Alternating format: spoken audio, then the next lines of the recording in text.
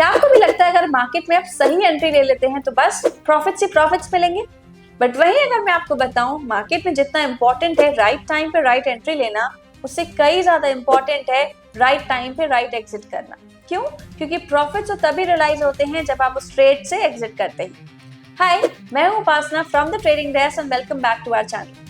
आज के इस वीडियो में हम डिस्कस करने वाले हैं कुछ ऐसे तरीके जो एक प्रोफेशनल ट्रेडर यूज करता है टू एग्जिट अ ट्रेड। सबसे पहला पैरामीटर जो एक ट्रेडर देखता है अपना ट्रेड लेने से पहले, वो है स्टॉप लॉस।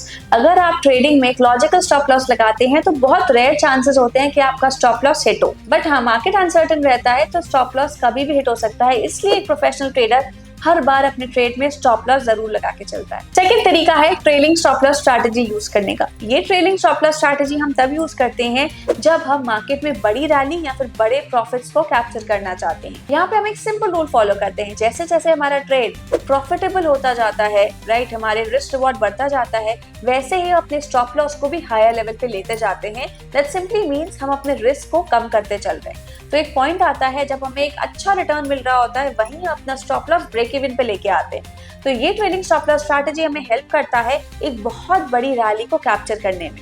तो हमें अपने स्टॉप लॉस को तब तक ट्रेल करना होता है जब तक हमारा ट्रेड उस ट्रेलिंग स्टॉप लॉस को ट्रिगर ना कर दे। अब नेक्स्ट रूल जो हम फॉलो करके चल सकते हैं वो है इंडिकेटर बेस्ड एग्जिट। अगर आप इंडिकेटर बेस्ड ट्रेडिंग करते हैं और आपकी एंट्री इंडिकेटर के बेसिस पे ही है, तो आपको अपना ट्रेड तभी एग्जिट करना चाहिए जब वो इंडिकेटर आपको सिग्नल दे कि मार्केट या फिर आपका ट्रेड रिवर्स कर सकता है। एक एग्जांपल से समझते हैं, अगर आप RSI बेस्ड इंडिकेटर ट्रेडिंग कर रहे हैं तो आप किसी पर्टिकुलर स्टॉक को तब बाय करेंगे जब RSI सिग्नल करता है और RSI अबव होता है 30 के।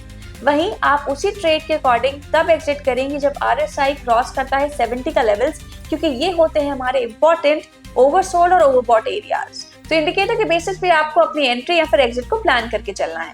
अब फोर्थ तरीका है चार्ट पैटर्न्स के बेसिस पे हम एग्जिट करके चल सकते हैं। चार्ट पैटर्न्स बेसिकली दो टाइप के होते हैं, एक बुलिश और एक बेरिश। अगर आपको अपने प्रॉफिट्स को कैप्चर करके चलना है तो कोई भी बेरिश चार्ट पैटर्न अगर अपीयर होता है तो आपको अपने ट्रेड को एग्जिट करके चलना है।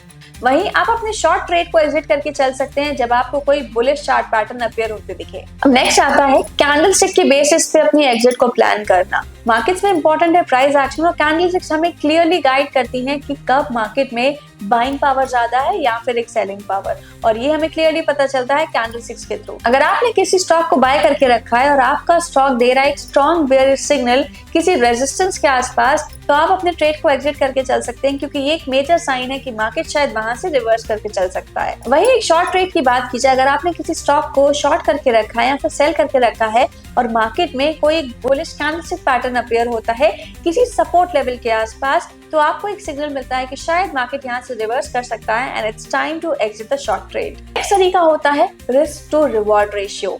जब भी आप ट्रेड अपना प्लान करते हैं तो एक बेसिक रिस्क रिवॉर्ड पे आप जरूर काम करते हैं। तो आप अपने ट्रेड को एग्जिट करके चल सकते हैं जब आपका defined risk reward ratio achieve हो जाता है। काफी लोग अपने ट्रेड को टारगेट तक पहुंचने का मौका ही नहीं देते, और ये एक बेसिक रीजन है कि वो अपने रिस्क रिवॉर्ड पे काम नहीं कर पाते।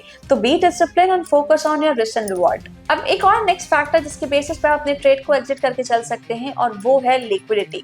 हम इसको ये भी कह सकते हैं कि आप अपने ट्रेड को एग्जिट करके चल सकते हैं ऑन द फर्स्ट रिवर्सल। मान लीजिए कि प्राइजेस एक पॉइंट से रिवर्स करते हैं, वापस उसी पॉइंट पे आते हैं, तो हमें शायद उस सी लेवल पे एक सेम लेवल ऑफ रिएक्शन देखने को मिल सकता है, बिकॉज टेक्निकल एनालिसिस काम करता है हिस्टोरिकल कॉन्सेप्ट पे, और वो कहता है कि हिस्ट्री रिपीट्स इटसेल्फ। तो यहाँ पे फर्स्ट रिवर्सल पे आप अपनी एग्जिट को प्लान करके चल सकते हैं। एक एग्जांपल जो समझते हैं, मान लीजिए कि स्टॉक प्राइसेस बढ़ते बढ़ते एक पॉइंट से हायर लेवल से रिवर्स कर रहे हैं। प्राइसेस जब भी वापस उसी लेवल पे जाते हैं और आपको कोई बेयरिश सिग्नल मिलता है उसी पॉइंट पे, उसी की लेवल पे, तो वहां पे अपने ट्रेड को एग्जिट करके चल सकते हैं, क्योंकि ये आपको इंडिकेट कर रहा है कि मार्केट में वहां पे सेलर्स ज्यादा है, वहां पे ज्यादा लिक्विडिटी है। तो ये एक बेसिस है, क्राइटेरिया है अपने ट्रेड को एग्जिट करके चलने का in case of going long. वहीं हम शॉर्ट की बात करें या फिर सेल करने की बात करें, अगर प्राइसेस लोअर लेवल पे बाउंस करते हैं और प्राइसेस वापस उसी लेवल पे आते हैं, तो वहां पे एक अपॉर्चुनिटी होती है अपने शॉर्ट को एग्जिट करने की, या फिर वो एक अपॉर्चुनिटी होती है मार्केट में लॉन्ग जाने की या फिर पर्टिकुलर स्टॉक को बाय करने की, प्रोवाइडेड आपको वहां पे एक बुलिश कैंडलस्टिक स्ट्रक्चर मिलता है। तो यहाँ पे वेरियस तरीके यूज कर सकते हैं अपने ट्रेड को एग्जिट करने के। याद रखिएगा, प्रॉफिट तभी होगा जब अपने ट्रेड को एग्जिट करके चलते हैं, because profit in hands is better than profit in books.